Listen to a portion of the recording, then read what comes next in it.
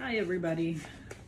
I have had some requests about how I make my soil for my plants. So since I'm pretty much gone after bringing my ferns in from for winter, I decided I would actually show you guys instead of just mentioning what I put in my soil. So I start with a brick of cocoa coir. I pre-soaked this so it would expand. I usually do one brick. This time I had slightly less. It was probably about 3/4 of a brick, but that's fine. We'll work with this. Plus, I'm not expecting to really go through a whole lot of soil for the winter, so this will be sufficient. So I start with the cocoa coir. Then I like using Miracle-Gro's cactus, palm, and citrus soil. I put in, see, I've done this long enough, I don't necessarily measure, but I would say that's probably about 5 scoops of that added in here. I then have a little bit of potting soil that I had purchased. It was like a regular house tropical soil, and I've been trying to work through that bag and just finish it off, but I found out it holds way too much moisture, so I've just been kind of mixing it in my own mix to work my way through it, because I don't like to waste. Then I always like to add some leca. I think it is great when you use just leca by itself, but I also think leca is really great to help aerate soil, especially because I tend to have a lot of tropical plants.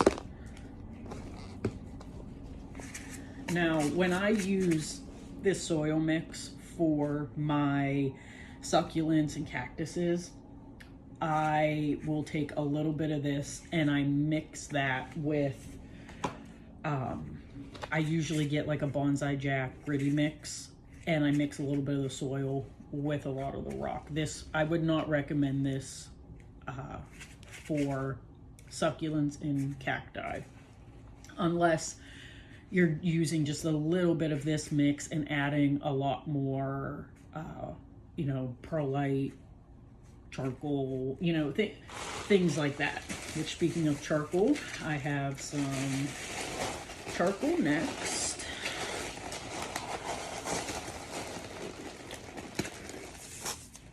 So I'm gonna do 2 scoops of charcoal. Then I have my fluval stratum that I love, and I'm just gonna pour, a decent heavy pour of that in. I've got my orchard bark. I always think orchard bark is helpful. I did a heavy pour of orchard bark.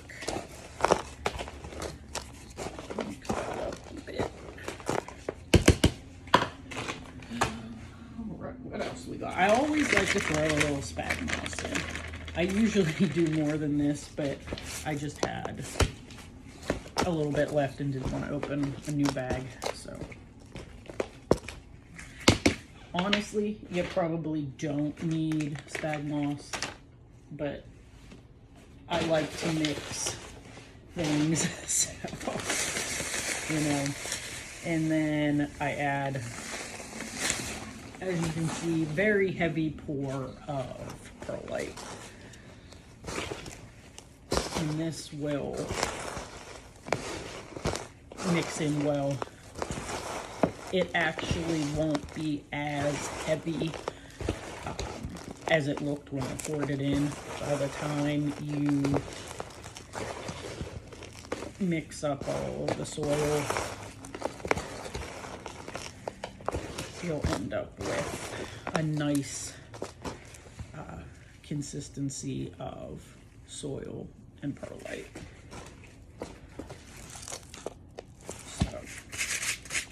And then I always add worm castings. I feel that worm castings just help the overall plants. I do anywhere from 2 to 3 big scoops. Since this is a little bit less than usual, I think I'll just do 2 scoops. But I mix this all together. And since the cocoa coir has to be dampened to come out of the brick shape, has to be rehydrated, I will leave this open for a few days to let it dry. But there you have it, another big bin of my mix of what I like to pot pretty much every plant in my house in. Bye.